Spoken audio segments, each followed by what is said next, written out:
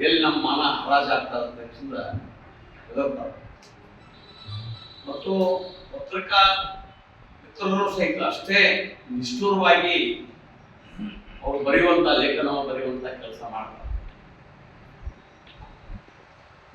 ಒಂದು ಒಬ್ಬರೊಡಿ ತಿಂಗಳ ಕೇಳ್ತಿದ್ರು ಭಾಷಣ ಕೇಳ, ಒಂದು ದೊಡ್ಡ ಮಸಿ ದೇಶಕ್ಕೆಲ್ಲ ಬಿಸಿ ಅದು.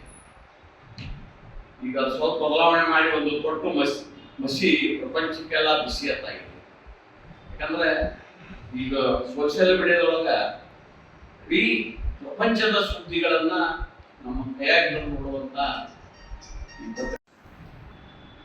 ಇದೊಂದು ಸಮಾಜ ಸೇವೆ. ನಮ್ಮ ದೇಶದ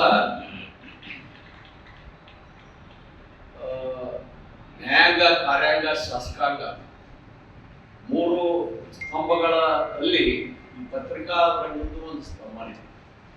ಅವು ಯಾವ ರೀತಿ ಸಮಾಜ ಸೇವೆಯನ್ನ ಮಾಡ್ತಾವೋ ಅವರೆಲ್ಲರನ್ನೂ ಎಚ್ಚರಿಸುವಂತ ಕೆಲಸ ಪತ್ರಿಕಾ ರಂಗ ಮಾಡ್ತಾ ಇದೆ. ಯಾರಿಗೆ ಈ ಪ್ರಪಂಚದಲ್ಲೇ ಬೆಳೆದಿದೆ ಮತ್ತು ಅಗಿರಗತ್ತೆ ಯಾವುದೋ ಮುಚ್ಚುಮರಿ ಆಗೋದಿಲ್ಲ. ಪತ್ರಿಕಾ ಕಣ್ಣುಗಳ ಎಲ್ಲ ಬಾಡಿಗೆ ಇರ್ತಾವ. ಅವ್ರು ಇರ್ಲಿಕ್ಕೂ ಸಹಿತ ಪತ್ರಿಕಾ ರಂಗಕ್ಕೆ ಹೆಲ್ಪ್ ಮಾಡುವಂತ ಸಮಾಜ ಸೇವಕರು ಬಹಳ ಇರ್ತಾರೆ. ಇಂಥ ಘಟನೆ ಇಲ್ಲಿ ಆಗಿದೆ, ಇದು ನೀವು ಬರೀರಿ ಅನ್ನುವಂಥದ್ದನ್ನು ಸಹಿತ ಹೇಳಿ ಕಳಿಸುವಂತ ಕೆಲಸ ಆಗ್ತಾ ಇದೆ.